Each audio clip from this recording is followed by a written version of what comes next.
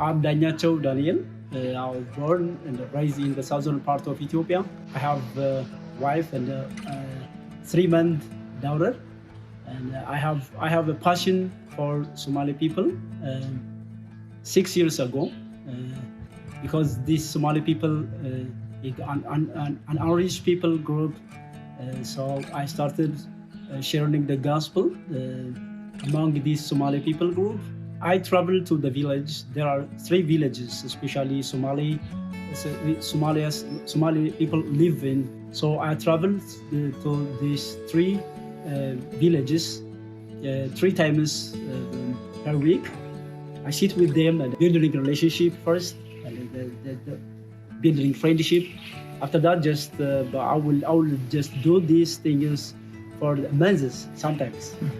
If just I do that, then through that way, just searching the personal peace, and I will share for them the gospel. So it is difficult to share the gospel just straight when just you go to meet with them and Jesus life view like that. It is the better way is just making a friendship, then just share the gospel with them, sharing the love of God with them. That's the best way.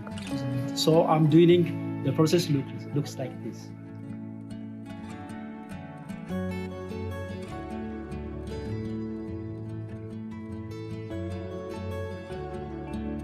First of all, pray for me and my family, and for these people group, because their mind and their heart is not open just to hear even the gospel. So it needed more training. As well as just more, we need more workers just come and work among these people group. And so pray for us, pray for the harvest also.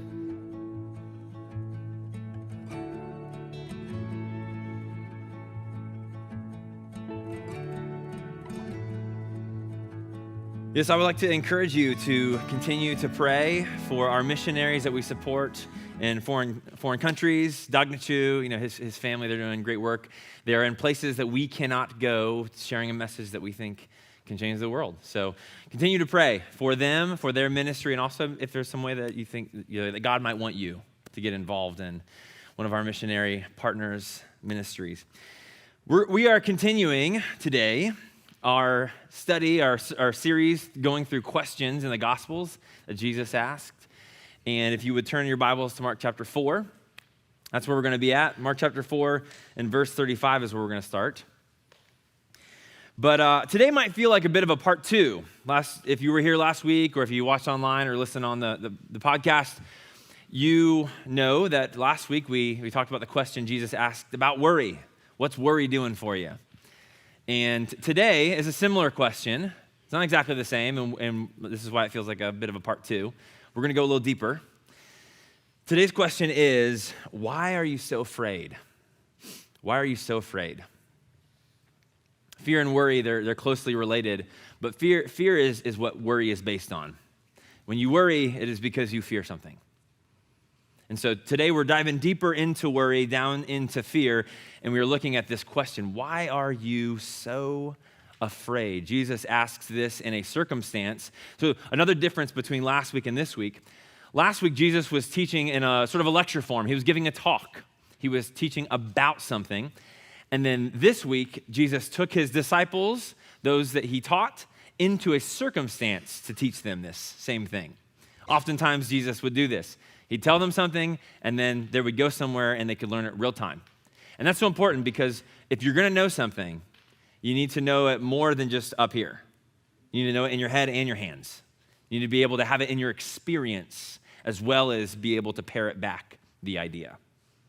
So today is a bit of an object lesson, and we're looking at fear. So if you would follow along with me, if you got your Bible, or we'll have it up on the screen. Mark chapter 4, starting in verse 35. On that day, when evening had come, Jesus said to them, "Let us go across to the other side." Can you notice that Jesus is the one who suggested where they go? Did you see this? He says, "Let us go across to the other side," and leaving the crowd, so there's a crowd around, they took him with them in a boat just as he was. So if you look back earlier in Mark chapter 4, Jesus was teaching from a boat because there were so many people. Sound travels over water. He's teaching to a big crowd from a boat, and they took him into another boat, and he didn't pick up anything from the land, just as he was. And there were other boats with him. So there's a bunch of boats around. And then, verse 37, a great windstorm arose. That word great is megas in Greek. It's where we get our word mega. So it's a mega windstorm, a really big windstorm arose. And the waves were breaking onto the boat. So the boat was already filling. It began to fill with water. Verse 38. But he, Jesus, was in the stern, which is the back of the boat, asleep on a cushion. Did you notice? Jesus said, hey, let's go this way. They encounter trouble. And they're like, where is he? Oh, he's sleeping. That's interesting. And they awoke him, and they said, teacher, do you not care that we are perishing? I mean, you're the one who let us out here. Do you not care that we're perishing? And then he awoke, and he rebuked the wind, spoke to the wind. Do you ever speak to the wind? Imagine seeing someone speak to the wind. He rebuked the wind, and then he said to the sea, peace be still. And the wind ceased, the wind stopped, and there was that word again, megas, a mega calm. That word calm is like a stillness. I mean, it's one thing if you say, stop wind, and then, conveniently the wind kind of dies down. But have you ever seen massive waves just turn into still water? That would be a sight to see. And there was a great calm, and he said to them, why are you so afraid? Have you still no faith? And they were filled with mega fear. That same word again. They were filled with mega fear. And they said to one another, who then is this, that even the wind and the sea do what he says? This is the word of the Lord. So, when you read through the Gospels, this has been my experience. Oftentimes the disciples, they come across a little slow. Maybe they're kind of, take a while to catch on. You hear Jesus say something to them over and over again, and then they keep asking the same questions. Like, I think he answered that like 6 times, guys. Are you not listening? So sometimes the disciples can be hard to relate to, and it's probably because we're not there. It's probably because we're reading it, right? And we're on this side of the story. That's probably why they can be hard to relate to at times. In this story, that's not the case, I don't think. You know what I'm saying? Because you read this story and you hear their reaction, you think, I get it. That makes sense that you guys would freak out like that. And if you don't think that, let me just paint a picture for you. The Sea of Galilee, which is where they were on, the Sea of Galilee is about 700 feet below sea level, and it's surrounded by mountains. Here's what that means. I don't know a whole lot about weather, but what I read was, apparently, oftentimes when a storm would rise up real quickly, it was because some cold air would flow down this mountain so far, so fast, that it would hit some warm air down there, and then it would create these massive storms that would rise up in a second. And the storms would have 10-foot waves with 50-mile-an-hour winds. I mean, that's double me. Well, I'm not 5 foot, but, it's like a little bit double me, sort of. I mean, those are big waves. I mean, waves that are over your head. If you're standing on the boat, waves that are over your head. And now these are small boats, too, because the fishing boats, they were only about 25 feet. They were very small, and they had very, very low sides on them.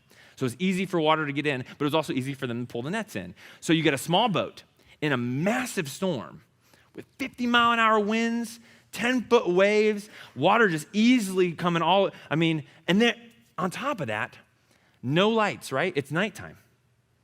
There's never any lights out at sea, but you don't have any lights on the boat either, so it's dark. You're in the dark, massive storm.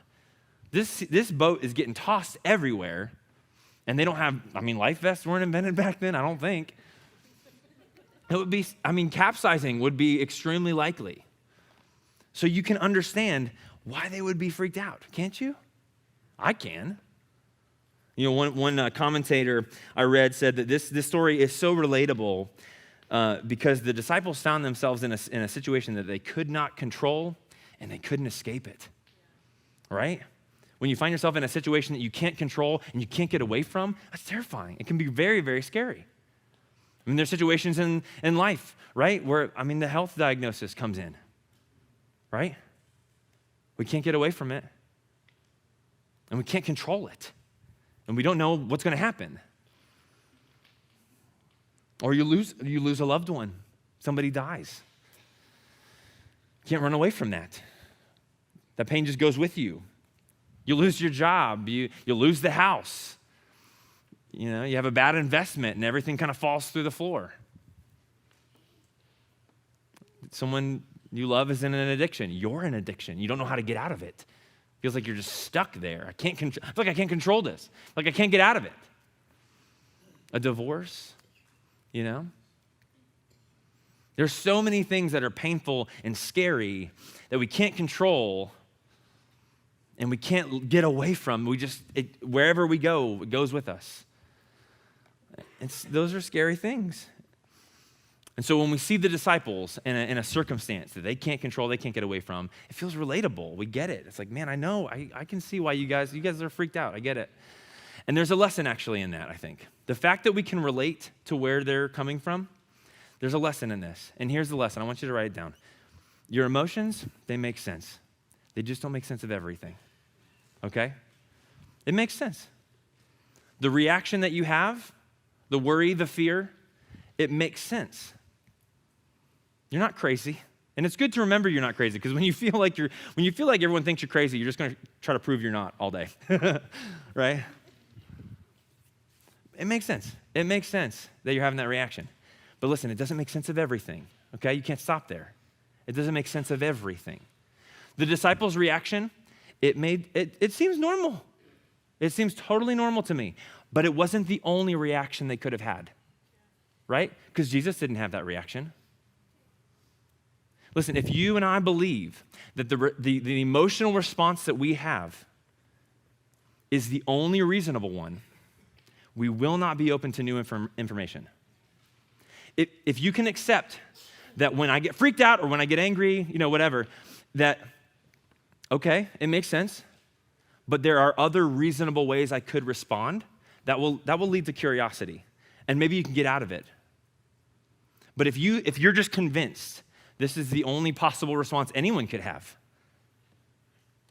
well, then you're stuck. And strong emotions can be dangerous because they can cloud your judgment and they can lead to impulsive actions. Your response is a part of the puzzle.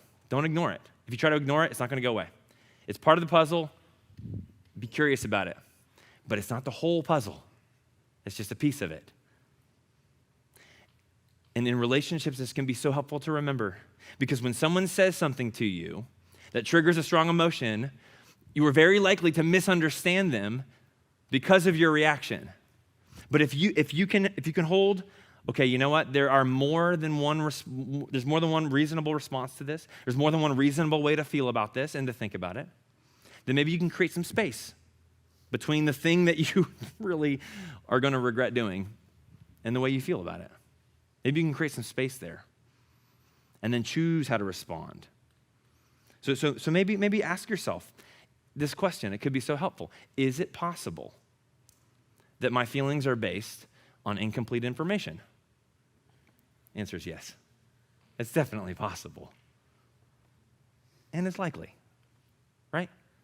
Is it possible when I feel flooded with emotion, I'm just like hot and my cheeks are turning red? Is it possible that the way I feel is based on incomplete information? The thing I'm afraid of. Is it possible that I don't have the whole story? Is it possible? Just ask yourself. Give it a try. Try it out. See what happens. So it's completely understandable why the disciples responded the way that they did, that they panicked. I get it. When the situation that you're in, I get it. With the information that you have, those circumstances, I get it. But it's not the only response they could have had. It's not the response that Jesus had. And Jesus had some things to say about it, didn't he? He asked him a question. Now, again, if you think that your response is the only reasonable response, if you think that your first reaction is the only one that a rational person would ever have, someone's gonna say, why are you so afraid? It's like, are you kidding me? Why am I so afraid? Anyone would be afraid in this situation. Here's the thing. You're gonna hear his question as an attack. You're not going to hear it as an invitation. If you sit there thinking this is the only way anyone could react, then when Jesus questions you and he says, why are you afraid? You're like, okay, fine, Jesus. You're going to hear him just chiding you, coming at you. But you're not going to hear what I think is his true intent. Ask yourself, why are you so afraid? He's inviting you to ask the question. So let's talk about fear. Why are you so afraid? Let's talk about that for a second. Did you notice that when the disciples came to him, they didn't say, Jesus, we're so afraid. They didn't say that. You know who said that they were afraid? Jesus did. And that tells us something about fear, I think, that resonates with our experience. Fear does not like to announce itself. It rarely likes to announce itself, and it usually covers itself with something else, like anger or an accusation. Rarely does fear, because here, there's going to be some guys in this room like, listen, man, I don't struggle with fear, bro. You ever get angry? If you ever get angry, there's probably some outcome you're trying to avoid that you are afraid of. If you lose your cool, if you're impatient with people, you're like, oh, that's so stupid that why do you even talk about it? Why are you talking about how stupid people are? Why does it bother you? There's something down there. There is an idea. There's something down there. And it's a fear. It's some sort of fear. Well, who cares if people are stupid? Big deal. Doesn't have to affect you. Why are you afraid of that? Fear doesn't like to announce itself. Fear is very tricky. Fear can be instinctual, like in a moment, fight or flight. Fear can be caused because of an experience, some sort of trauma that you had, and you don't even know why it's coming up. Fear can be, deep-seated about like the future. The unknown, what's going to happen. Fear of death. It can be rational. It can be irrational sometimes. Momentary, deeply ingrained. Our experience of fear is so complex. And not only is our experience of fear extremely complex, but the way we talk about fear, it doesn't make the situation any easier. For instance, especially here in Christian circles, when we hear a story like this, because of the complexity of fear, I think that oftentimes we are tempted to oversimplify and say, well, just don't be afraid. That's the moral of the story, okay? All right, have a good week. Just don't be afraid. Hey, I know you're scared. Just don't be afraid. See ya. How's that working for you, right? I was like, okay, fine. You try that, Pastor. But we tend to oversimplify it. And I think that that's not helpful because it's not really the full story, is it? Because if I'm doing something foolish, I think I should be afraid of the consequences. Don't you? If I'm being stupid, well, I should be a little scared of that. Shouldn't I? Doesn't the Bible say that? Proverbs 27:12. You know what that says? It says that the prudent the wise person sees danger and then they hide themselves. The prudent, the wise person, they see danger and then they do something about it. They hide themselves. However, the simple, they go on and they suffer. So a foolish person says, I know that's dangerous, but you're just being a wimp. You just don't trust God. Listen, the prudent, they see danger and they hide themselves. The wise person, that's what the scripture says. The scripture says there are times where you need to see danger if you're going to be wise and you need to do something about it. This is what Paul did in Acts chapter 9, right? It was before he was Paul, he was Saul. But he catches wind that some people are going to try to kill him. And then he didn't say, well, Jesus said never be afraid, so I'm just going to keep going on as normal. Yeah. He made a plan. He was strategic. He got out a basket and had some guys lure him down in the middle of the night. He escaped. And I don't think that was a lack of faith. I think that was wisdom. Information came to him, and he did something with it. Jesus did the same thing, right? When it wasn't his time to go yet, he often slipped away because it wasn't his time yet. He slipped away when people were trying to kill him. My friends, the Bible is consistently calling us to seek understanding and then to listen to wise counsel so that we may walk in wisdom and avoid unnecessary harm. That is wise. But can I make it even more confusing? Yes? So in the New Testament, it's written in Greek. You know this? And the word fear or afraid, there's about 3 words that are translated as fear or afraid in the New Testament. In English, for us, we've got like 30 to 50 words. There's a lot of words that mean fear in English. And here's a sampling. Fear, dread, spooked, terror, horror, fright, nervous, right? Panic. Those are all I'm afraid, right? When I say any of those words, I'm basically saying I'm scared. But they're varying degrees. That's really the only difference in those often, right? It's just the varying degree of them. But they all have a basically like similar negative connotation. Like that's not a fun experience, okay? Now, in the Bible, there are words for fear that have good and negative meaning. So it's not just strictly negative. Our fear tends to be strictly negative. This is why people get confused when they say, the fear of God, this is weird to me because of the way we talk. But let's dig into it a little bit. In the Greek language, a very common, most common word that's translated as fear or afraid is phobos. That's where we get our word phobia from. Phobos. That means fear. Or phobeo, which is to be afraid. That's the verb form of phobos. So when you see afraid or fear, oftentimes, almost all the time, it's phobos or phobeo. And sometimes it's used, depending on the context, to mean something good. And sometimes it's used, depending on the context, to mean something bad. And that can be a little confusing, but the context is helpful. Okay, let me give you a sampling. 1 Peter chapter 1, he says, conduct yourselves with phobos. Conduct yourself with fear throughout the time of your exile. Now, he's not saying, be a little scaredy cat the whole time you're here on earth. I don't think he's saying that, because Jesus said don't do that.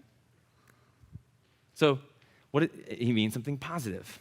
And we'll talk about what that means. But Philippians 2:12 says, work out your own salvation with phobos and trembling, fear and trembling. So you ought to. This is a command to have fear. A command to have fear.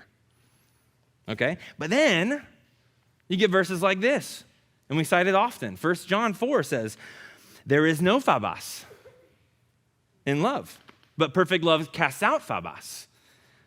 Because phobos has to do with punishment, and whoever phobeos, the verb form, is afraid, has not been perfected in love.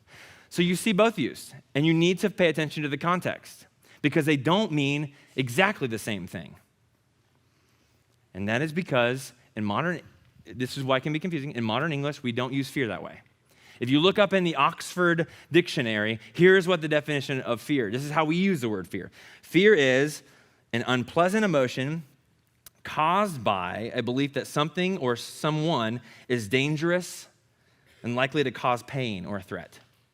That's how we understand fear. So when you hear fear of God, you're like, I'm just supposed to be scared of God all the time? Because that's how we use the word fear. That's why it gets confusing. That's why when we hear conduct yourselves with fear throughout the time, we're like, I don't know, I don't get it. So now there is an archaic, if you look in the Oxford Dictionary, there is an archaic, they say it's an archaic way of using the word fear, and that means to have a mixed feeling of awe or reverence. And you've heard this before, right? A mixed feeling of awe or reverence, but it is archaic. The dictionary is saying we don't use it that way anymore. So that's why oftentimes in our translations, the translators, they get to a point where they see the word phobos and like, if I say fear here, they have no idea what I'm talking about. So they translate it as respect oftentimes. So for instance, 1 Peter 3, always be prepared to make a defense to anyone who asks you for the reason of the hope that's within you, yet do it with gentleness and phobos. Be gentle and have fear. But we translate it as respect. Because that word, the word fear meant respect. Romans 13:7, pay to all what is owed to them. Taxes to whom taxes are owed. Revenue to whom revenue is owed. Phobos, fear, respect to whom fear is owed. Honor to whom honor is owed.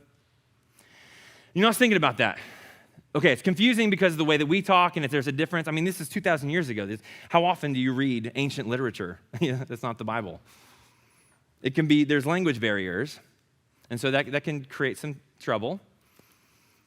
But, you know, as I was thinking about, it's so wise, actually, to combine respect, awe, reverence with fear. It's such a wise thing to connect into one word, because here's the thing. You should write this down. If you neglect to treat with fear or respect something that deserves your respect or fear, you should be afraid of the consequences. Don't you think? If something deserves your respect and you neglect to treat it with the level of respect it deserves. I mean, that could be a really bad situation you're getting yourself into. For instance, an inanimate object that could illustrate this point. I just recently got a splitting maul. Do you guys know what a splitting maul is? You guys heard of this? It's an axe. It's got a big handle, and it's like a sledgehammer mixed with an axe. So it's like really, really heavy. Mine's 6 pounds, so I guess it's not super heavy, but it's heavier than a normal axe. I said 6 pounds is really, really heavy. Can we use the next service for the podcast so I don't have to? It's a really, really heavy 6 pound. Anyway, I also bought a chainsaw, and the reason I bought it is because we just moved into a new place and we have the ability to burn wood for heat. And I got a whole bunch of really big logs on my property, but in order to turn them into something I can burn, I got to cut them up. So I got a chainsaw and I got a splitting maul. Now my wife and I, she gave me permission to use this illustration. We both fear the axe, and we both fear the chainsaw. In different ways, though. She fears it in a way that would never get us firewood. She's like, just don't touch it, and it'll be fine. See, now I fear it, at least I try to. I fear it in a way that can get us firewood, because I'm trying to recognize, here's how you use it. You know, when you're using a chainsaw, you push in the tip of it, it can kick back on you, right? You know this? If you're using a splitting maul and you're just kind of doing like this, you could slam your shin. There's a bunch of different things that I should fear, I should respect, I should take seriously the consequences if I don't take this seriously, right? Take seriously the consequences if you don't take this seriously. That's what the fear of God really is, right? Because if you ignore who God is, the consequences are serious, right? So I don't think that just getting rid of fear altogether, just trying to just wipe it away, it's not nuanced enough. That could be really foolish. Because listen, the toddler does not have any fear of the chainsaw either, right? And you don't let toddlers play with chainsaws. That's what we're constantly doing with our toddlers. Like, don't kill yourself. It's like having a suicidal friend. It's crazy. I shouldn't have said that. Again, the second, we'll do the next service. Stick to your notes, man. But okay, so I think the idea is, we need to fear the right things for the right reasons in the right way. Yeah. Fear the right things for the right reasons in the right way, okay? And we also need to expand our view of fear. Our culture, the people at your work, when you watch movies and TV, they are not going to use fear this way, the way that the Bible uses fear. So maybe we expand our thinking a little bit and recognize that fear is a little bit more broad than just being scared. Earlier I mentioned that, well, maybe I didn't mention it, but in our passage today, there are 2 words for fear, which is interesting because I said there's multiple, right? But in the Greek language, this word phobos has a range of meaning. It could be something good, could be something that you're not supposed to do. There is a word for fear. When Jesus says, why are you so afraid? That's not phobos. That's this word, dailos. Dailos is different. Dailos is actually more like the way that we use the word fear. It's always negative. It's never used in a positive sense. And it's actually very rare. It's actually only used in this story that shows up in Matthew, Mark, and then it shows up in the book of Revelation. But dailos is the kind of fear that leads you to compromise. It's the kind of fear that says, I don't care if it's wrong. I need to avoid this outcome because I'm scared and I'll do whatever it takes. That's the kind of fear that dailos is. And that actually is more like our common experience of fear.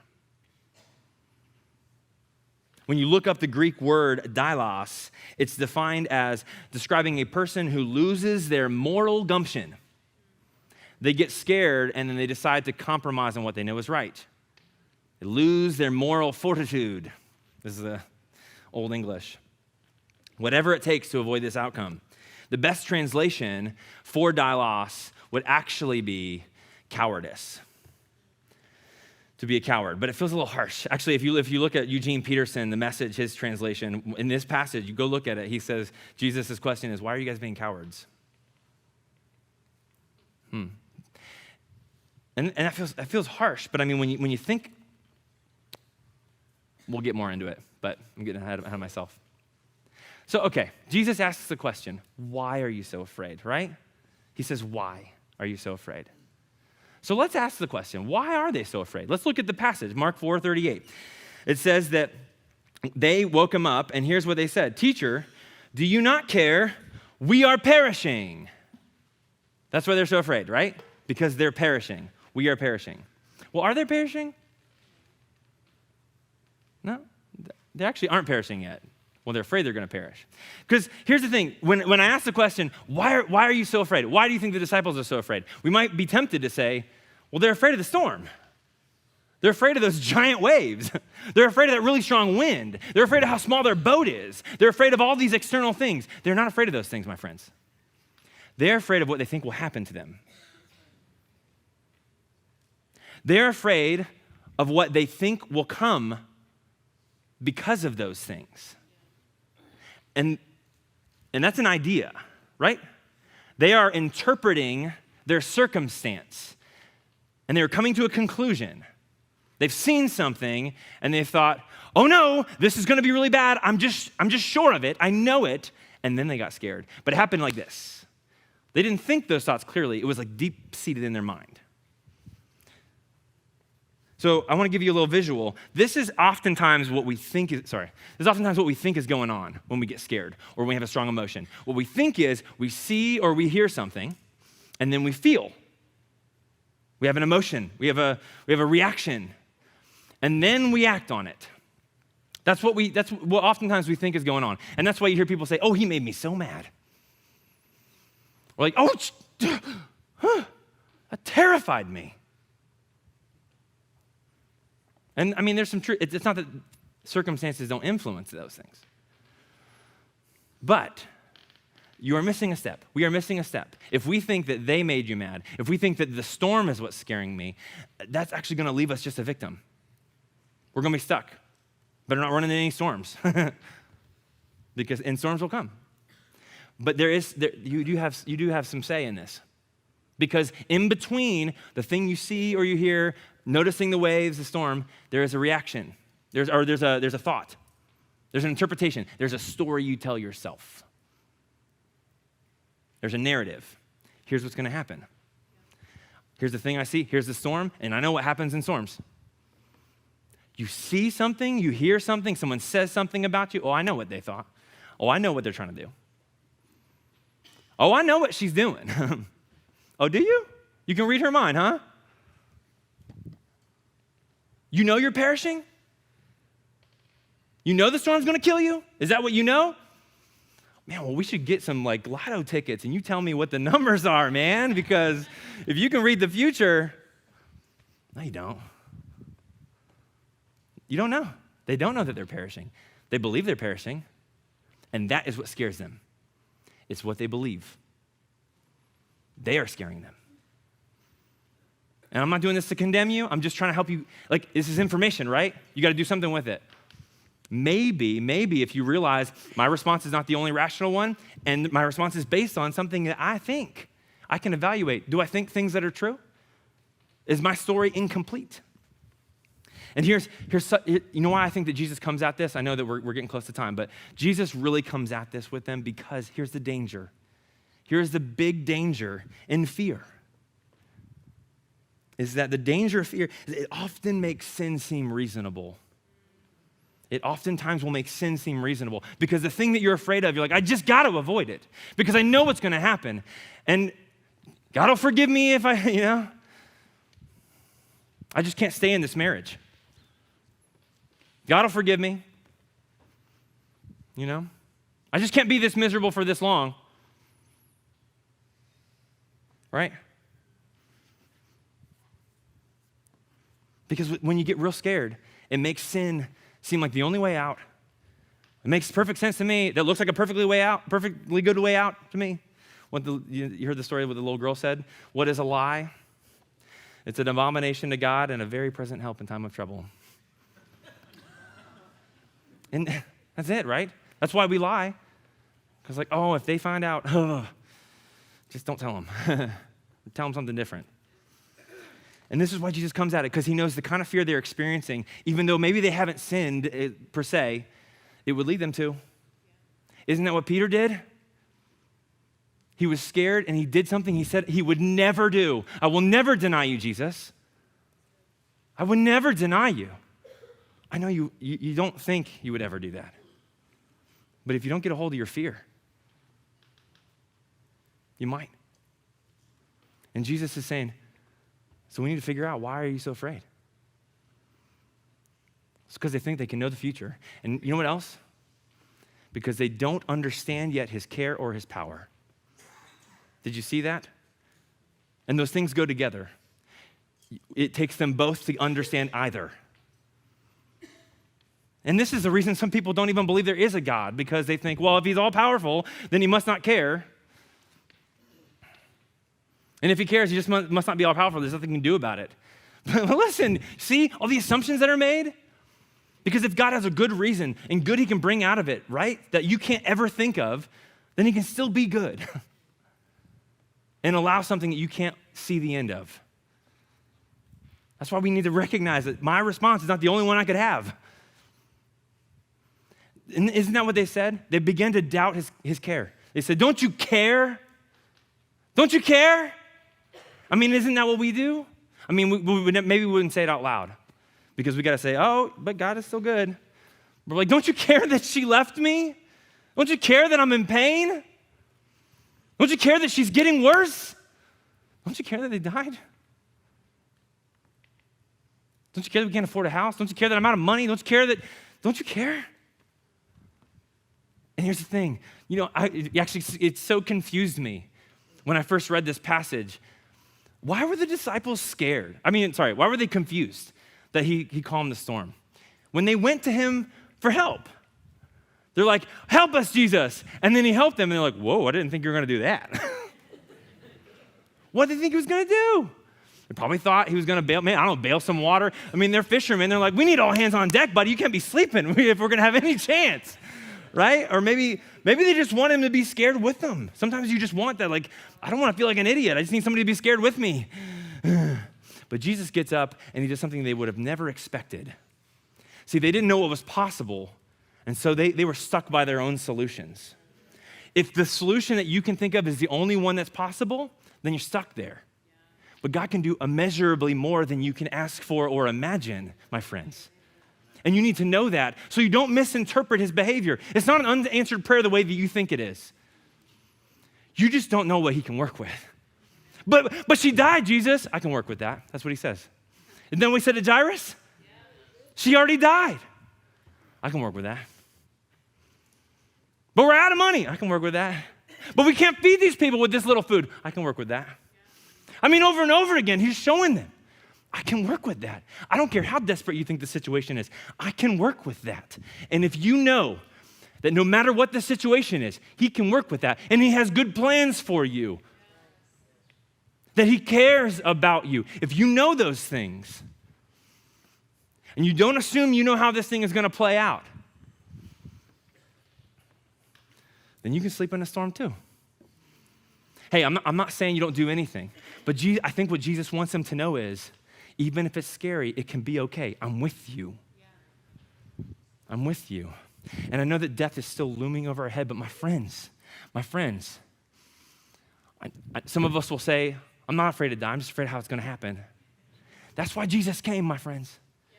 Look, we had it on the screen earlier. I'm going to put it up again. Look what Hebrews 2 says. Hebrews 2 tells us. It tells us that since the children share in flesh and blood, since we have this flesh and blood, we got this body that we're scared is going to get hurt. He himself, he also took that. He took the same things, and then he dies, right? And through his death, you know what he destroyed? He destroyed the one who has the power of death, the devil, right? That's what the devil's trying to do. He's got the power of death. He's trying to scare you. He's a father of lies, and he's trying to say, you know what? If you do that, death is coming. Some sort of bad thing's going to happen if you do things God's way. He has the power of death.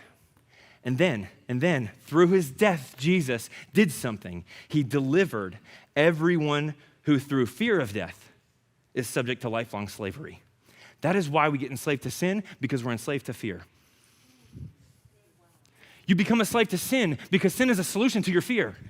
And at the root of your sin is that you are enslaved to the thing you're afraid of. I'm afraid of this outcome. And Jesus is saying to you, listen, my friends, if you understand that you don't know the whole picture and you got to have, what's the faith? That's what this whole thing is about. You got to trust me. You not only trust that I'm going to get you out of hell if you believe that I died on the cross for you. You trust that I am good, that I care about you, that I can work with this situation, that I have good plans for you. You trust those things, and that my ways are wise. That my ways are wise. I mean, Jesus showed up saying some crazy things. Do you remember what he said? He said, truly I say to you, if anyone keeps my word, does what I say, they'll never see death. My friends, you think you've seen, when someone dies, you have not seen death. You've seen death from this side. You don't know what it looks like to go through it. You remember when Stephen died? We have this account of a follower of Jesus dying, and he's shone like an angel. And he's praying for the forgiveness of the people that are killing him. And you know who was watching that? The guy who wrote most of the New Testament before he was a Christian. You could die with poise like that if you're not afraid. You can die doing the right thing, not being afraid of the pain that it will cause you. Because, I mean, there's just I could go on, but we're out of time. One more quote. Dallas Willard says this: Jesus' basic idea about this world, you know, the one with all its evil that gets pushed to the limit with what he went through going to the cross. Jesus' basic idea about that world is this: is that this world is a perfectly good and safe place for anyone to be, no matter the circumstances. If, and this is a big if, they have placed their lives in the hands of Jesus and his Father. In such a world, we never have to do what we know to be wrong, and we never need to be afraid. And so Jesus says, why fear the one who can only kill your body? Because every time you're scared your body's going to get killed, you might do something wrong and then mar your soul. So why fear the one who can only kill your body? Fear him who can destroy both body and soul in hell. But. Not two sparrows don't fall without him knowing. Put that up on the screen. We got it, Matthew. Even the hairs on your head are numbered. So, fear not. You're worth more than many sparrows. So, my friends, I ask you, why are you so afraid? You stand, let's pray.